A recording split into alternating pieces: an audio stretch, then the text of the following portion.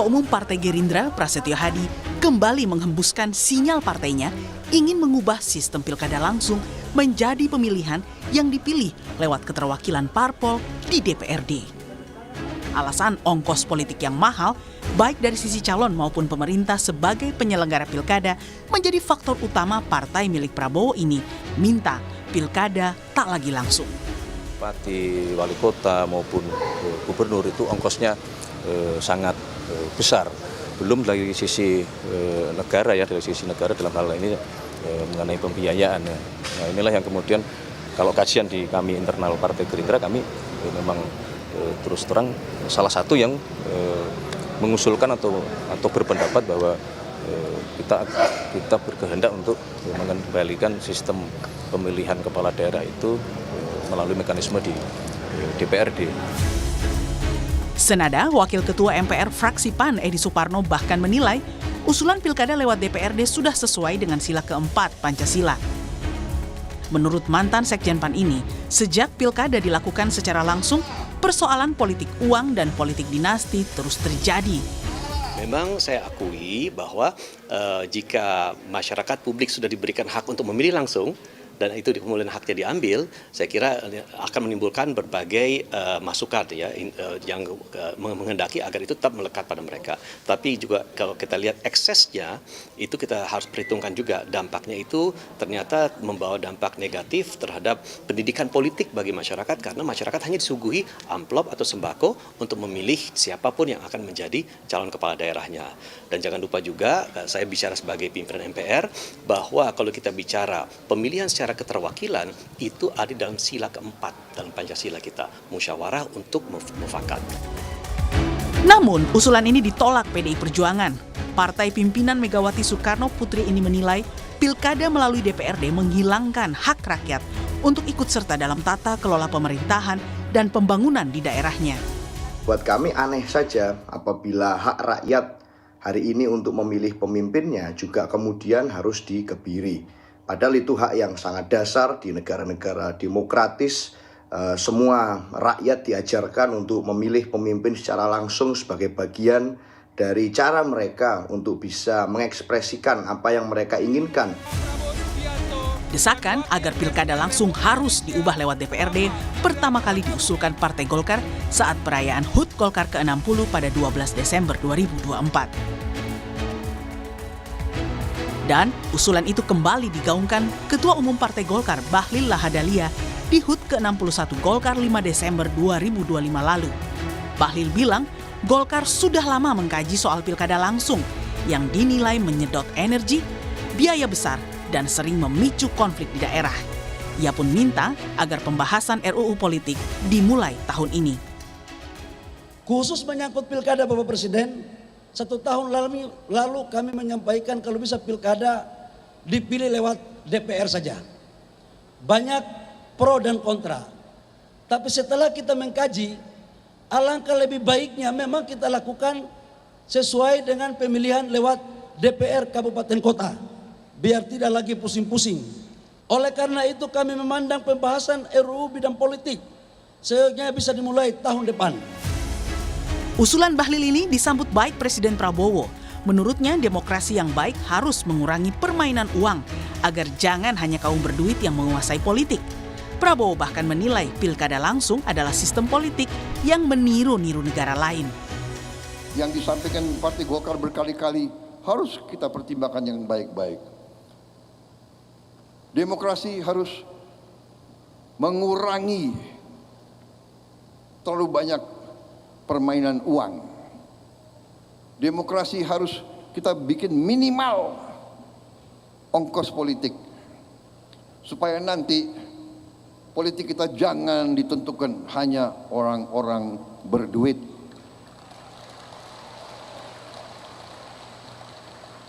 Politik yang mahal ini, politik yang mau niru-niru negara lain, ini saya kira sumber korupsi yang sangat besar. Jadi saya sendiri condong, saya akan mengajak kekuatan politik, ayo marilah kita berani memberi solusi kepada rakyat kita. Demokratis, tapi Jangan buang-buang uang. Pilihan sebagian partai politik untuk mengubah pilkada tak lagi langsung masih menunggu keputusan seluruh fraksi-fraksi di parlemen. Alasan pilkada langsung jadi biang suburnya politik uang dan dinasti harus dikaji kembali.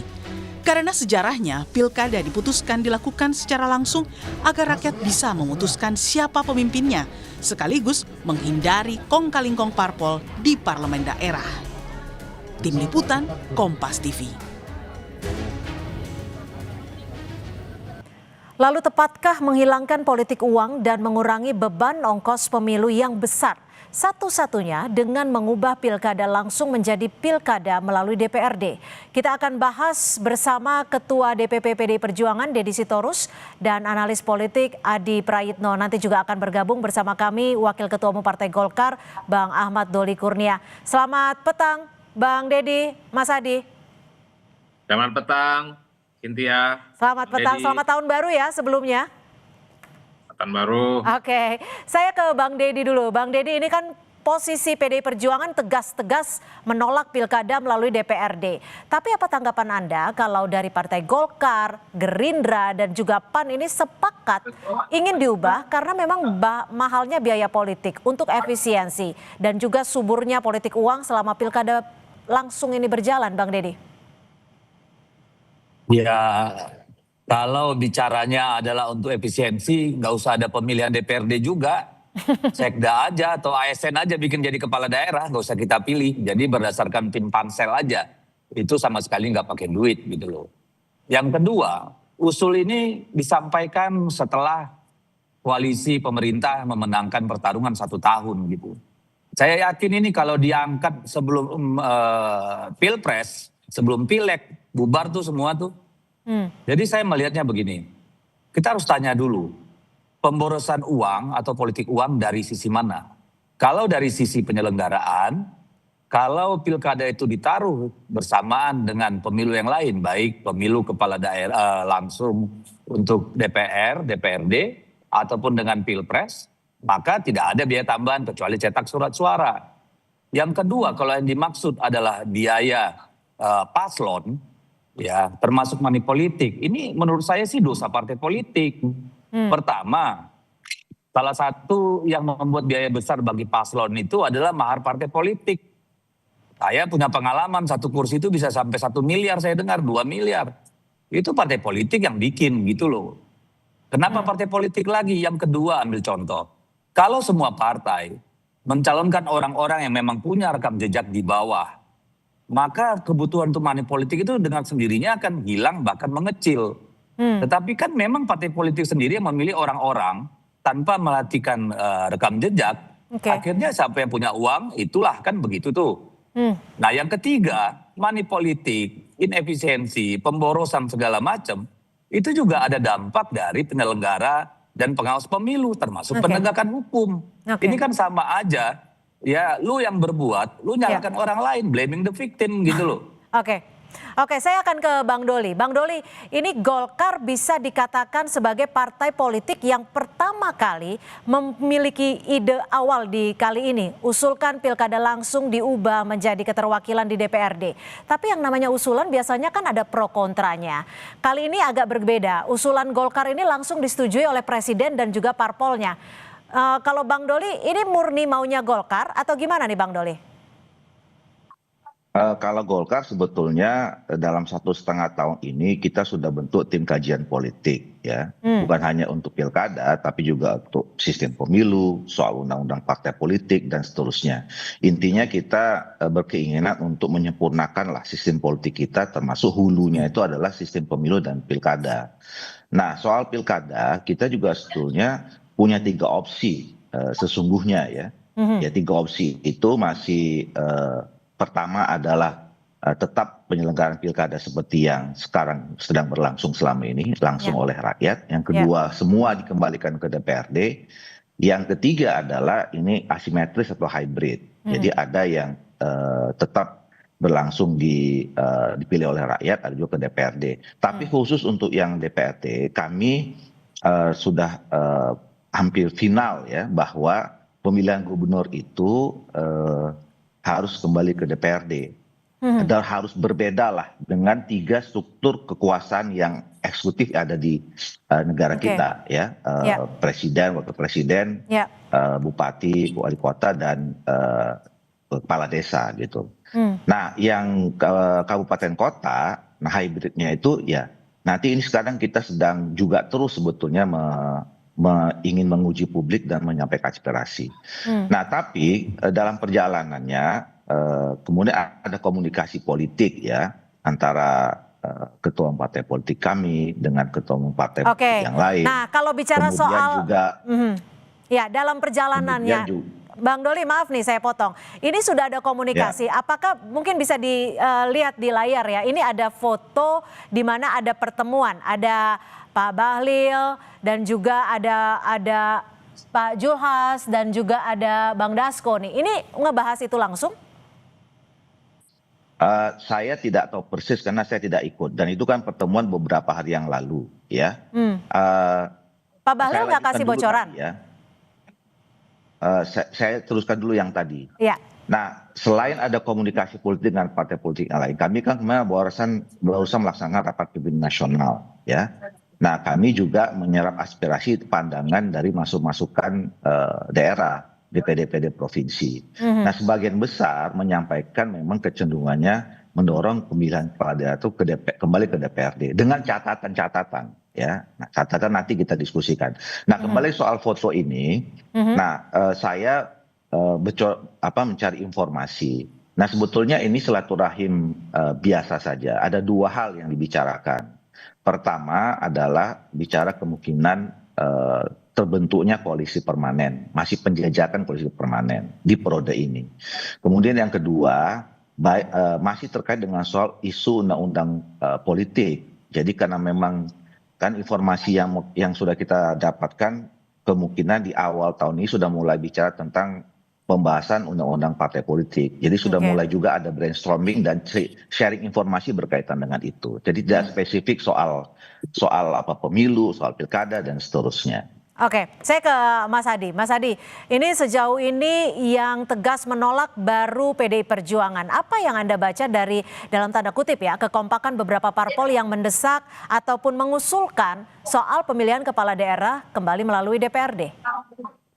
Ya, saya kira secara prinsip masing-masing partai memiliki sikap politik yang berbeda ya. Tapi saya membaca kenapa hampir mayoritas partai politik itu mendukung terkait dengan wacana pilkada oleh DPRD. Ini sepertinya semacam uji coba soal kemungkinan koalisi permanen yang beberapa waktu yang lalu itu sempat dibangun ya. Ini semacam test case, kira-kira siapa saja yang bisa diajak kerjasama dan batu-batu kekuatannya itu bisa diukur dari case to case seperti soal pilkada DPRD ataupun tidak. Itu yang pertama ya Mbak. Yang kedua, kalau kita mau jujur sebenarnya kan beberapa waktu yang lalu ada putusan dari Mahkamah Konstitusi bahwa pilkada dengan pemilu itu satu rumpun, tidak bisa dipisah.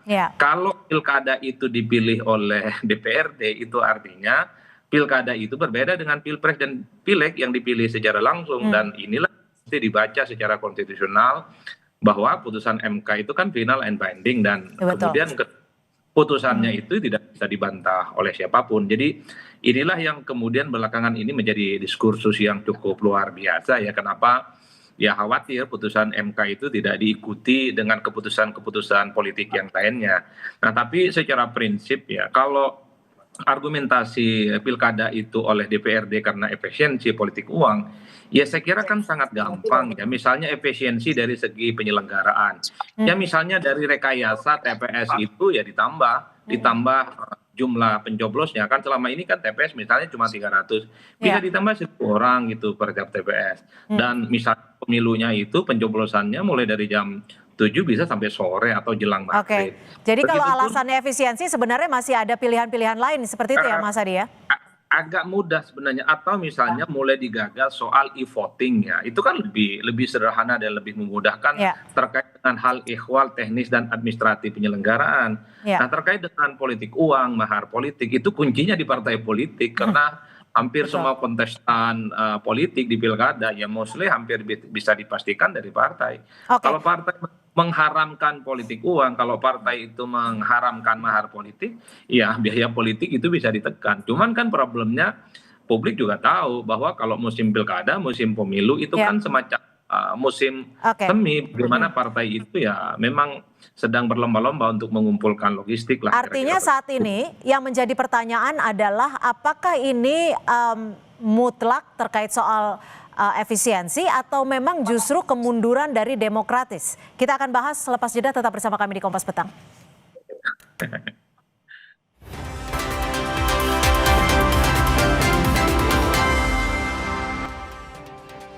Ya, kita masih membahas soal usulan yang disampaikan agar pemilihan kepala daerah kembali dilakukan melalui DPRD. Bang Doli, oke lah kita tahu pilkada langsung ini memang dinilai mahal. Tapi apakah biaya demokrasi ini layak sebenarnya dipangkas? Apakah Golkar juga sudah tanya langsung ke konstituen di daerah-daerah soal usulan ini? Nah itu, jadi kita sekarang kan sudah punya opsi-opsi, walaupun kemarin hasil rapimnas seperti itu. Nah langkah berikutnya adalah ya kita akan komunikasikan kepada seluruh stakeholder ya, baik partai politik, kemudian ya masyarakat sipil, kampus, kelompok akademis. Nah nanti ini yang kita akan, karena kan endingnya ini semua kan dalam pembahasan undang-undang yang sebetulnya sudah kita tunggu dari beberapa waktu yang lalu. Nah, tapi maaf saya potong lagi Bang Doli, ini kan sebenarnya amanat reformasi loh. Loh, iya makanya ini saya baru menjelaskan itu ya, bahwa kita sebetulnya harus menjaga dua prinsip sebetulnya. Selama ini kan yang dikemukakan adalah efisiensi ya, terus kemudian biaya politik yang tidak boleh tinggi gitu. Nah ini pun juga dibagi dua ya, biaya penyelenggaraan dan kemudian biaya politik lain-lainnya itu. Ini yang kemudian jadi problem menurut saya selama ini. Kalau biaya penyelenggaraan, kalau memang kita semua sepakat ini pemilihan langsung, ya no isu sebetulnya mau berapa biayanya. Nah tapi kalau kemudian kita berpikir perlu ada efisiensi, saya kira juga bagus juga. Nah saya setuju tadi misalnya kalau semua partai politik punya kesadaran bahwa urusan politik ini nggak harus selalu identik dengan soal biaya yang terlalu tinggi. Nah itu juga nanti kita harus bicarakan tentang baik sistemnya maupun juga undang-undang partai politiknya. Nah itu satu sisi. Bandul yang lain adalah soal demokrasi, ya sistem demokrasi yang harus dipertahankan. Gitu. Ini yang harus kita cari titik temunya nih, jangan dipertentangkan antara efisiensi dengan soal biaya, dengan soal demokrasi. Nah ini kan baru apa namanya ya, opsi, baru kemudian kajian dan segala macam. Jadi gini, kalau kami misalnya sekarang sudah punya apa namanya kajian lanjutan. Ketika misalnya disepakati DPRD, bagaimana tetap menjaga keterlibatan publiknya misalnya. Jadi artinya dipertemukan dengan sistem itu yang tadi menyeimbangkan antara efisiensi dengan demokrasi. Oke, kami tangkap. Nah, sisi lain saya kira kita harus juga berpikir kalau kemudian kita memilih pada akhirnya nanti pemilihan langsung, bagaimana supaya biaya politik itu rendah. Oke, kami tangkap Bang Doli. Ini penting. Jadi jangan kita bicara nolak ini nolak itu, tapi kita nggak punya solusinya. Dua-duanya juga problem sebetulnya, baik yang soal biaya tinggi maupun dengan soal demokrasinya gitu. Bang Deddy, saya ke PDI Perjuangan. Kalau Bang Deddy ini melihatnya apa sih sebenarnya yang dilakukan Partai Golkar dan juga sejumlah partai lainnya yang setuju agar pemilihan kepala daerah melalui DPRD? Apakah ini memang murni efisiensi atau ada kepentingan jangka panjang 2029 mungkin? Ya saya lebih cenderung ke arah kepentingan jangka panjang ya, konsolidasi kekuasaan. Apalagi ketuanya Bung Doli ini kan pernah ngomong koalisi permanen, ini kan kelihatan dari satu sisi ada upaya untuk mempertahankan kekuasaan jangka panjang. Tapi mari kita bedah satu-satu lah. Misalnya anggaran yang begitu besar di tingkat penyelenggaraan. Tadi saya sudah sampaikan, kan ini bisa digabung dengan pemilu lain. Apakah dengan pemilu DPRD sebagaimana diputuskan MK atau digabung dengan Pilpres. Jadi penyelenggaraan hari yang sama ya. Lalu kemudian yang membedakan cuma tambahan surat suara kan misalnya begitu ya. Lalu ada cara milih tadi apakah dengan e-voting. Jadi soal itu saya kira tidak terlalu masalah termasuk di pihak pasangan calon. Ambil contoh, jika semua kandidat yang bersaing Ya dibuatkan escrow account lah oleh KPU sebagai penyelenggara. Sekian nih biaya kampanye.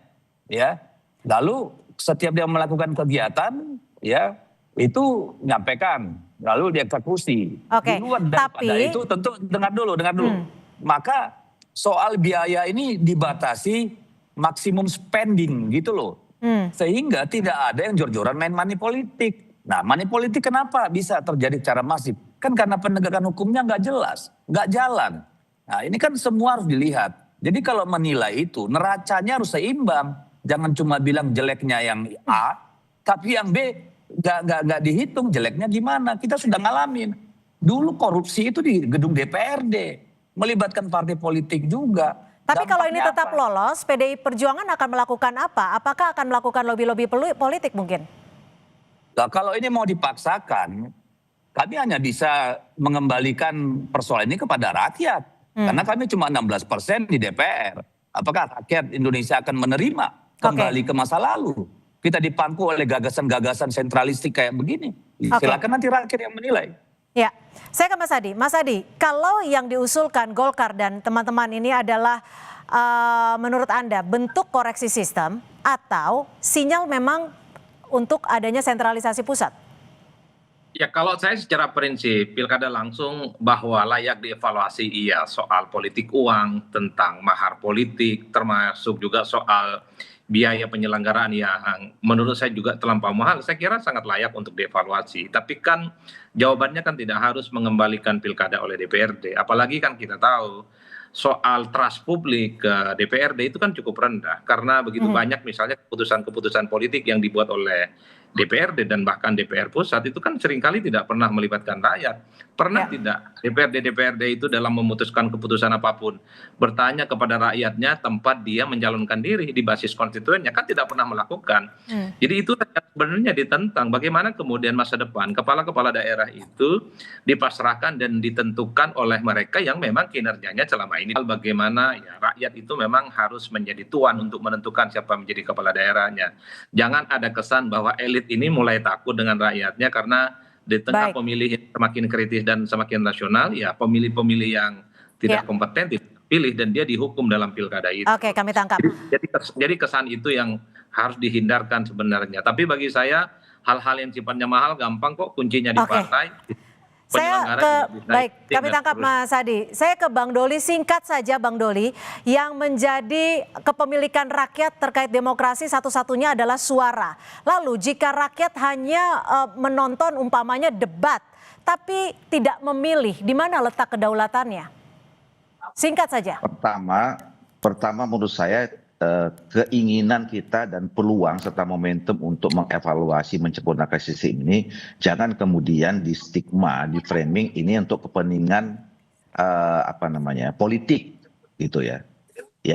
Kita sebetulnya sudah sejak lama dari kalau bicara tentang saya 5 tahun yang lalu bicara tentang soal revisi sistem politik ini. Jadi jangan kemudian diarahkan ini untuk kepentingan elit tertentu 2029 dan segala macam. Ini momentum kita untuk menyempurnakan sistem ini gitu loh. Nah, soal ada opsi kembali ke DPRD yang memang itu juga dijamin dalam konstitusi kita. Jangan kemudian juga disimpulkan ini sesuatu yang tadi itu kembali ke soal kepentingan politik. Dan ini masih bergulir ya, bergulir gitu loh. Jadi artinya masih dibahas dan juga masih diformulasikan seperti itu ya. Dan kita nggak tutup-tutupi, kita sampaikan ke publik, kita tunggu responnya seperti apa nanti bagaimana gitu. Itu yang kita butuhkan sekarang sebetulnya gitu. Baik, terima kasih Bang Doli dan juga terima kasih Bang Dedi dan Mas Adi untuk perspektifnya sore hari ini. Terima kasih, selamat sore. Sore.